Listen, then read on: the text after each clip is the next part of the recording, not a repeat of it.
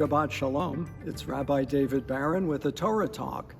This Shabbat, the Torah reading is full of fascinating laws related to every facet of life. You remember last week we discussed the Big Ten, the Aseret HaDibrot, the 10 utterances, or known as the 10 Commandments. Well, this week's portion deals with all kinds of other laws related to personal injury, related to damages, related to every conceivable subject, and under the general category of MISHPATIM is the title, MISHPATIM, laws and commandments that we observe. One of the laws is a really interesting quote that many of us are familiar with. I'm sure you've heard it many times, the law of taliation, or an eye for an eye and a tooth for a tooth. The actual Hebrew word is not an eye for an eye, it's ayin tachat ayin, which means an eye beneath or in place of an eye. And that's an interesting choice of words because it could have said ayin la'ayin, eye for an eye, but it didn't. It said an eye in place of, and according to the rabbinical commentators, what it meant was that there should be monetary compensation to someone. If someone puts out your eye, there should be monetary compensation in lieu of the loss of vision in that one eye. So again, that's a component of the depth of these laws that deal with human interactions. One of the other aspects of that law is in many ancient societies, if someone put out your eye, you'd kill them. Well, that's not fair and equal. So we had this law of taliation that no, you shouldn't kill someone if they injure you. You are entitled to return the injury, but not take a life. And so that was a tremendous advance in that time, in that era, in that age. We now know that that concept of taliation is really important because the idea of setting the standard and creating, as the Israelites moved from desert wanderers into a more urban environment, that you had to have laws that allowed people to live together and cooperate so there wasn't mass killing of one another. And that's so critical, especially as we learn about mass killings that take place in the streets of our cities. So many of our cities have seen an extreme spike in murder rates. This is something that has to be taken and gotten under control. One of the other laws in the Torah portion this week of Mishpatim deals with slavery. And Rabbi Hertz had a great quote about slavery. He said, while slavery was permitted in the Torah, it was much different from the slavery of ancient Greece, ancient Rome, or even ancient Egypt. The slave was a human being.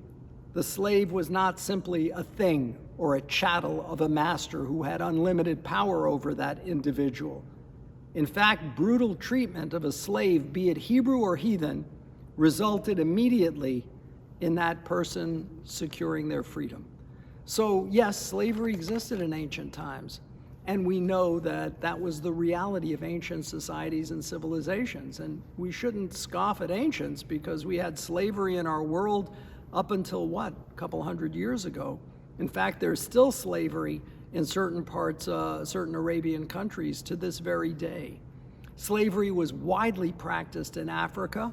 When a tribe would conquer another tribe, they would enslave the population of the vanquished people.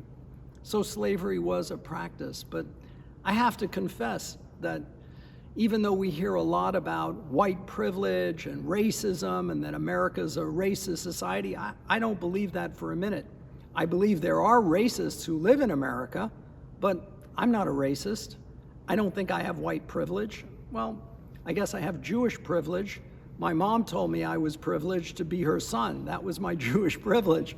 But the truth is that as someone of Jewish faith and heritage, we've suffered so many experiences of persecution and oppression that if anybody knows persecution, it's the Jewish people. And that's one of the things I try to do each year when I bring together the African American community and the Jewish community in what we call the shared heritage of freedom. We have this heritage of having suffered persecution. I don't think America is a systemically racist society. I have to differ with those who believe it is. In all fairness, I think this is a country where the majority of white voters, not once but twice, elected Barack Obama to be president of the United States. He received more than 50% of the white vote. That is not indicative of a systemically racist society, in my personal opinion. And I think that if it was a racist society, he would have gotten 2% of the white vote, but he got 51%, I think, is the actual statistic. So I think we have to train our kids to never look at another human being with a prejudicial eye in their heart or in their mind, but we have to recognize too that basically we've emerged to the next level.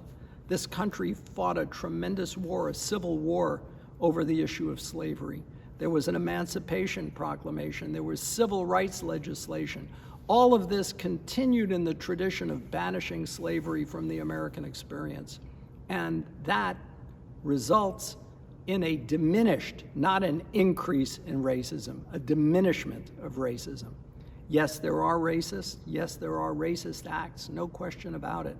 But I believe that the majority of Americans, at least those whom I encounter, and they're not just Jewish, they're from all faiths and backgrounds, don't hold hatred in their heart for someone or bigotry because of someone's race or beliefs. So I think as we've evolved as a society and as human beings, we've moved beyond that level of racism. And we have the heritage of slavery that we study about in the Bible and that we learn about in other civilizations to understand that.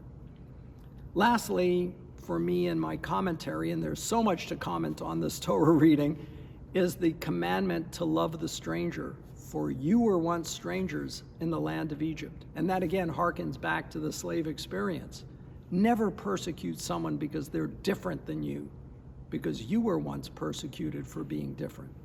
That idea of putting yourself in someone else's shoes is a very powerful lesson, and it's part of the legacy we receive from the teachings of the Torah. I hope we can all take it to heart and live that way each and every day of our life. Shabbat Shalom.